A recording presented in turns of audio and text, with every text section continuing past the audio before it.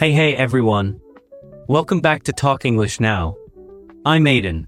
And I'm Maya. And today, we're walking into one of the trickiest situations in communication. You're in a conversation, things are going fine, and then someone says something you don't agree with. What do you do? Right? It's awkward. You don't want to argue. You don't want to seem rude. But also, you don't want to just nod and pretend. Exactly. And for English learners, this can be double pressure because you're thinking about your words and your tone.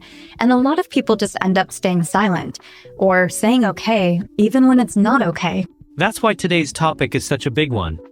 We're talking about how to disagree politely, calmly, clearly, without sounding like a jerk and without pretending you agree when you don't. And we've got our amazing guest with us today, language coach and communication expert, Sophie Lane. Sophie, welcome back. Hey, Maya. Hey, Aiden. So glad to be here. And this topic, wow, it's something people struggle with in every language. But in English, especially in work or group settings, there's this invisible rule book about how to disagree without causing drama. Let's start right there, Sophie. What's the number one reason people are scared to disagree in English? Honestly, fear. Fear of sounding rude. Fear of not having the right words. Fear of making it awkward. Most people want to be polite. But when you're nervous, your tone can get flat or too strong, and that's when things get misunderstood. I've seen that. Like, you say, I don't think that's right, and suddenly the other person feels attacked, even if you didn't mean it that way. Exactly. That's why it's not just about the words you use, it's about how you deliver them. Your tone, your pace, your facial expression, if it's face-to-face.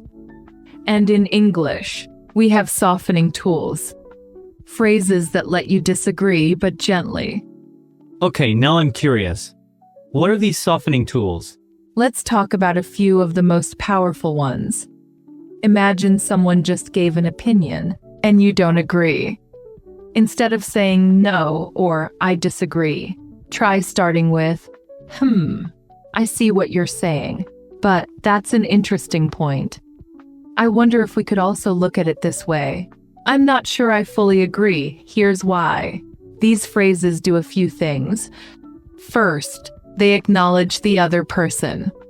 Then they shift the focus to your view without making it a battle. Ooh, I like that. It feels respectful. You're not saying you're wrong, you're saying, let's look at this differently. Exactly. English often uses indirect disagreement, especially in the workplace or in groups. The goal is to keep the conversation going without making the other person defensive. So it's less like I'm right, you're wrong, and more like let's explore this idea from different angles. You nailed it. What about body language? Does that matter too? It matters a lot, especially in face-to-face communication. If you say, I'm not sure I agree, but your arms are crossed, your face is tight, and your voice is sharp, it'll sound harsh, even if your words are soft. So how do we manage that? Here's a tip I always share. When you're about to disagree, smile slightly. Relax your shoulders. Keep your voice calm and neutral. And slow down. A lot of people rush when they're nervous, which can make you sound upset. That's so true. Sometimes slowing down is all it takes to shift the energy. Let's go practical, Sophie. Let's say I'm in a meeting. Someone says, I think we should do it this way. And I totally disagree. What do I say? Great example. Here are a few versions. That's definitely one approach. I was thinking, what if we tried this instead? I get where you're coming from. I had a slightly different thought, though, or even, can I share another perspective on that? Notice how all of these start by opening space, not shutting someone down. You're not attacking, you're adding. Adding instead of attacking. I love that. It's a game changer. especially in English-speaking cultures where being too direct can seem rude, even if you don't mean it that way. Okay, real talk. What if someone really says something you strongly disagree with? Like something that feels wrong? Then you can still stay calm but be clear. You might say, "I hear you, but I have a very different view on this. I respect your opinion, but I see things differently." And if it's something serious or offensive, you can be firmer. "That's not something I'm comfortable with. I have to be honest, that doesn't sit right with me." Still respectful, but clear. The goal is not to avoid disagreement. It's to express it without creating tension you don't want. Sophie, this is gold. What would you say to someone who's just starting to try this? Maybe they've always avoided conflict or stayed silent when they disagreed. Start small. Practice disagreeing in low-stakes situations, even in casual conversations. For example, if a friend says, "I love horror movies," and you don't, you can say, "Not my thing. I usually go for comedies."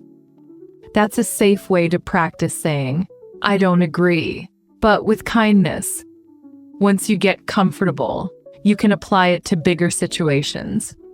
That's such a good idea. It's like training your brain to speak your truth without panic. Exactly. And remember, disagreement is not the problem. Disconnection is. And when you disagree well, you actually build trust. Because people know where you stand, but they also feel respected. I love that. Okay, before we wrap this first part, Sophie, can you give us your top 3 tips for disagreeing politely in English? Yes. Here we go. Acknowledge before you disagree. Always show that you've heard the other person first.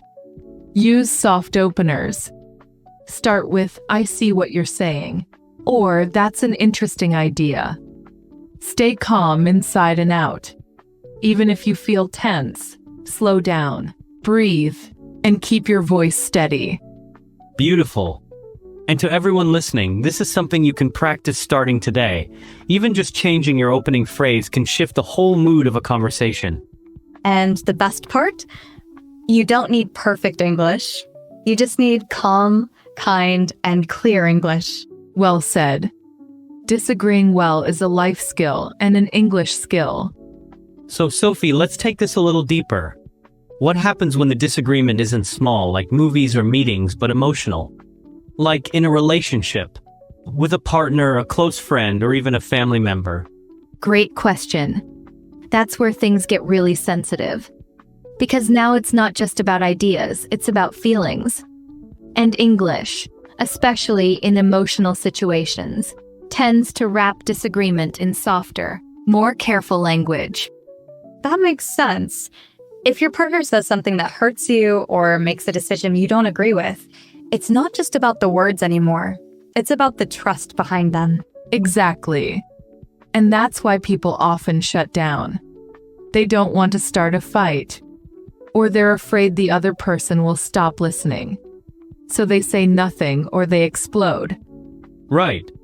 It's like silence or shouting, nothing in between. But there is a middle space. And in English, that space is usually filled with language like, "Can I be honest with you about how that made me feel? I know we might not agree on this, but I want to share what's on my mind. I really care about you, so I want to say this clearly." These phrases do 3 things. 1, they show intention. 2, they show emotion. And 3, they invite the other person in, rather than pushing them away.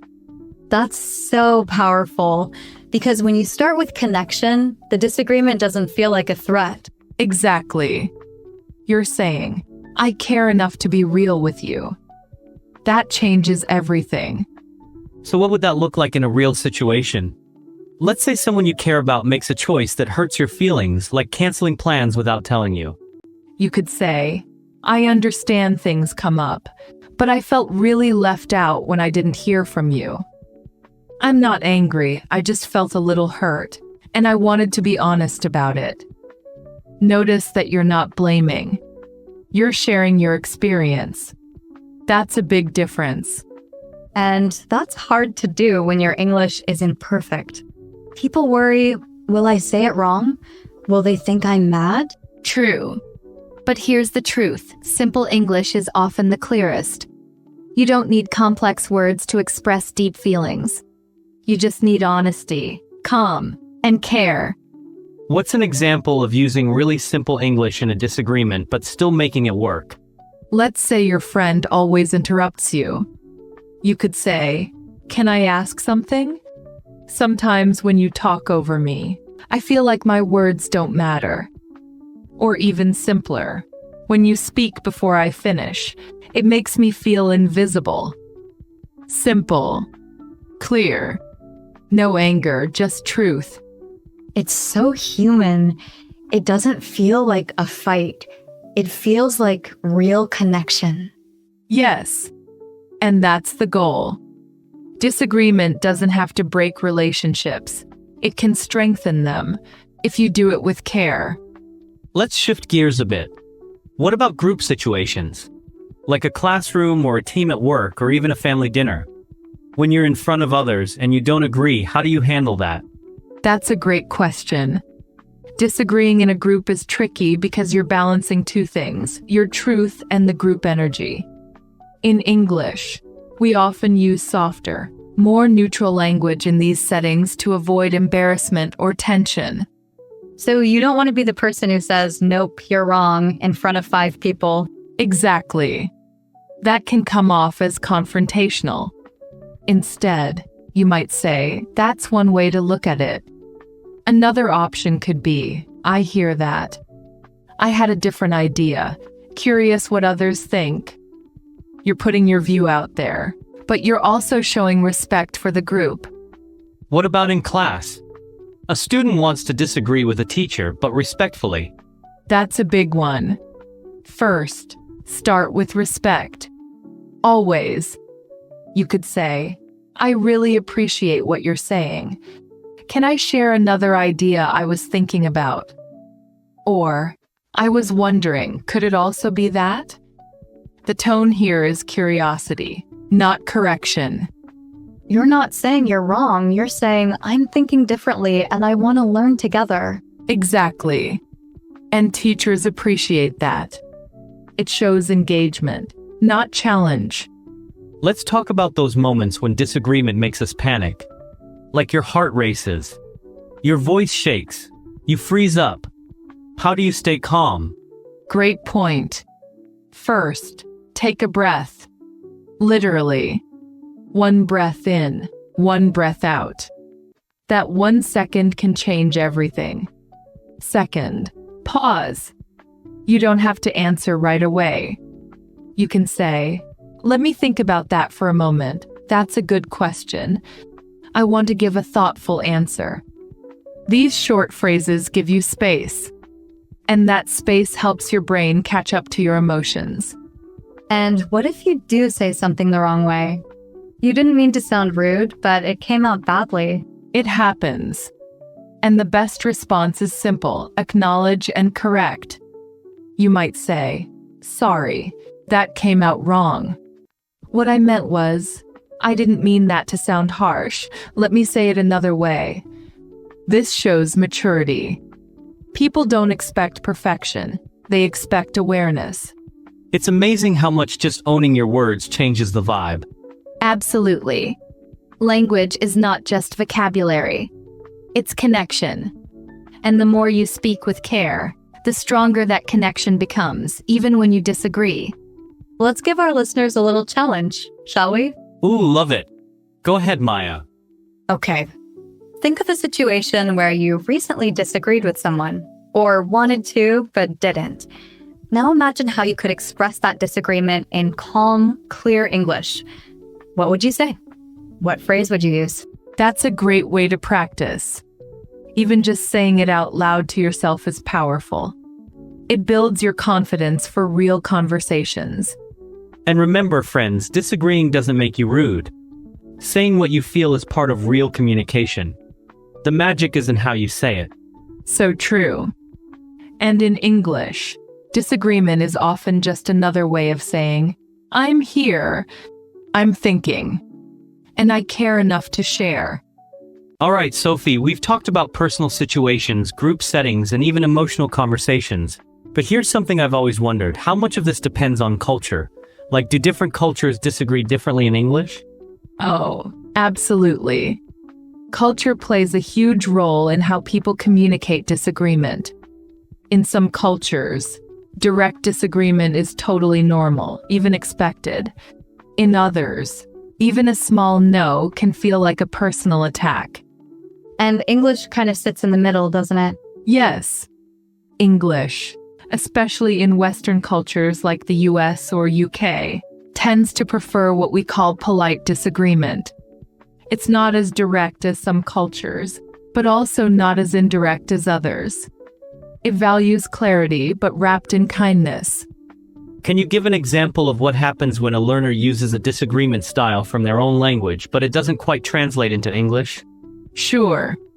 I once worked with a student who came from a culture where being very direct was a sign of honesty and strength. So in meetings, he would say things like, "No, that's not correct," or "You're wrong. It should be this way." Now, his intention was good. He wanted to help. But in English, that tone felt aggressive to others. People stopped listening, not because of what he said, but how he said it. So the words were technically right, but the style made people feel uncomfortable? Exactly. That's the subtle part of language, tone culture. You have to learn not just vocabulary, but emotional rhythm. In English, it's very common to use phrases like, "I see where you're coming from. That's a good point. I just have another idea to consider." These help build trust before you express your disagreement. So disagreement in English is like entering a room slowly, not kicking the door open. I love that visual. It's like saying, "Hey, I'm coming in," instead of just barging in. Perfectly said. And when you're learning English, it's important to listen not just to what native speakers say, but how they say it. Their tone, their pauses, their rhythm. That's where the real communication lives. Can we do a little role play? Just a short one. Show us what disagreement looks like in English when it's done well and when it's done badly. Great idea. Okay, here's the first version done badly. Person A: "I think we should start the project next week." Person B: "No, that doesn't make sense. You're wrong. We should start now." Notice how that second person completely shuts the door. It's harsh. Now here's a better version. Person A: "I think we should start the project next week." Person B: I see why that could work. I was wondering though, would it make sense to start sooner, since we already have everything ready?" Same disagreement, but it's gentle, collaborative, and respectful. Wow, that tone difference really matters. It does. And the amazing thing is, you can practice this, even at home. Choose a topic, any topic, and try disagreeing with a soft start. Like, "I love winter," and I say, "That's nice. I actually prefer summer. It makes me feel more alive." Exactly. You're saying your truth, but kindly. That's all disagreement needs. What about after the disagreement? Sometimes even a polite disagreement can leave some tension. How do you fix that? That's where follow-up matters. A lot of people forget this part. If the conversation felt heavy or emotional, you can say, "Hey, I'm glad we talked about that. Thanks for listening. I know that wasn't easy. I appreciate you letting me share how I felt." This helps reset the connection. It tells the other person, "I still care. We're okay." So it's like emotional cleanup after the conversation. Yes, because disagreement isn't the end of connection, it's just a chapter.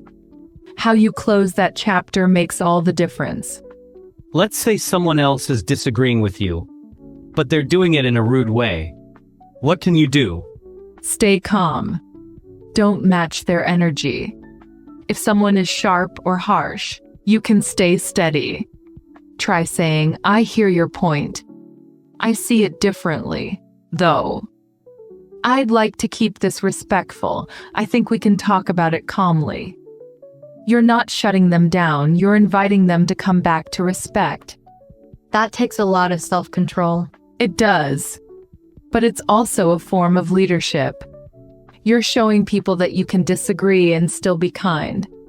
And honestly, that's one of the most impressive skills in any language. Let's pause for a second and talk to our listeners directly. If you're listening right now and thinking, but what if I get it wrong? Just know that everyone does. Even native speakers mess this up sometimes. Yes, this isn't about being perfect. It's about practicing. You'll learn as you go. And sometimes, even when you do everything right, the other person may still react badly. That doesn't mean you failed. It means they have their own emotions and story. You can't control their reaction. You can only control your intention. Wow, that's powerful. Okay, Sophie, before we wrap up this part, can you leave us with one phrase that you personally use when you need to disagree but want to keep it gentle? Sure. One of my favorites is, that's an interesting way to see it. I've been thinking about it from a slightly different angle. It's soft, respectful, and it opens the door for dialogue, not debate. Love that. We need more of that energy in the world. And in every language, honestly. Yes. Disagreeing well is not just a language skill, it's a life skill. And once you learn how to do it in English, you'll feel more confident, more respected, and more connected, even in the hard conversations. All right, Sophie, we've unpacked a lot already, but let's make this even more real for our listeners. Can we walk through a few common situations where someone might need to disagree and show how to respond clearly and kindly? And English kind of sits in the middle, doesn't it? Absolutely. Let's do a few quick scenarios. I'll play the person responding, and you two set up the situation. All right. First one, workplace setting. Your coworker says, let's skip the meeting tomorrow. We don't really need it. Perfect. A soft disagreement could sound like, I get where you're coming from. No one loves meetings. But I actually think tomorrow's one might be important. We've got a few things we need to clear up. You're gently offering your view without pushing. Love that. Okay, next. A family member says, you're overreacting. That wasn't a big deal. Oof, that one hits. Here's a calm but honest response. It might not seem like a big deal to you, but it really affected me. I just wanted you to understand how I felt. You're keeping the focus on your experience, not attacking the other person. Here's one from a friend group. Someone says, let's all go to that new place downtown, but you know it's too expensive for you right now. Totally relatable. Here's a gentle way to respond. That place looks amazing, but it's a little out of budget for me this week. Would you all be open to somewhere a bit cheaper? You're being honest and collaborative. So good. And I'm sure so many of our listeners have been in that exact spot, especially students or young professionals. Exactly. And situations like these are perfect for practicing polite disagreement. They're everyday moments, but they're chances to build confidence and real communication skills. All right, we've talked mindset, tone, phrases, even roleplay. Let's take it one step further. Can we give our listeners a short practice exercise they can do right after this episode? Absolutely. This is something I use with students all the time. I call it the soft no exercise. It takes just 5 minutes. The soft no practice. 5 minutes, think of one situation where you usually say yes, but you actually want to say no or not really. Example, a friend invites you out when you're tired. Write down your honest response. For example, I don't want to go. I'm too tired. Now soften it. Rewrite it in a kind, clear way using what we've learned. Thanks for the invite. I'd love to join next time, but I really need a quiet night tonight. Say it out loud. Twice. Listen to how it sounds. Notice your tone. Bonus, try it in real life this week, just once. Say no kindly, and see what happens. That's such a practical way to build confidence. It's not just about learning phrases, it's about learning to trust your voice. Exactly. And once you start saying no or I don't agree in small, kind ways, you start building emotional muscle. You stop feeling guilty for having your own view. You start communicating like the real you. Let's answer a couple of listener questions before we wrap up. We asked on our socials, what's the hardest part about disagreeing in English? And here's what people said. First one comes from Ali in Turkey. He says, when I try to disagree in English, I feel like my words are too strong. I don't want to hurt anyone, but I don't know how to sound soft. Ollie, great question. First, you're not alone. Many learners feel that. My tip? Focus on the beginning of your sentence. If you start soft, the rest flows better. Try saying, I totally understand your idea, and I have a different one too. It opens space for both voices. That's the key. Here's another. Priya from India writes, when someone disagrees with me, I freeze. I don't know what to say back. Priya, that's a powerful insight. One thing that helps is to prepare a few bridge phrases. These don't push back, but keep you in the conversation. For example, that's interesting. I hadn't thought of it that way. You could be right. I'll think about that. These let you respond without needing a full opinion on the spot. You're staying in connection without pressure. Wow, that alone is worth gold. Just knowing what to say in the pause can keep a conversation from falling apart. Yes. And don't forget, most disagreements are not about winning. They're about understanding. Before we close, Sophie, if you had to give one message to every English learner out there who's afraid to disagree, what would you say? I'd say this: you don't need perfect English to be heard. You just need calm, care, and a little practice. Your voice matters. Your opinions matter. And disagreement, when done kindly, is actually a gift. It's how we grow. It's how we connect more deeply. So don't be afraid to speak your truth. Just speak it with heart. Beautiful. Absolutely. Friends, if this episode helped you, replay it. Practice a few phrases. Try one small disagreement this week. And remember, the more you practice, the less scary it becomes. And as always, thank you for being here with us. You're not just learning English, you're learning to live in English with confidence and kindness. We'll see you next time on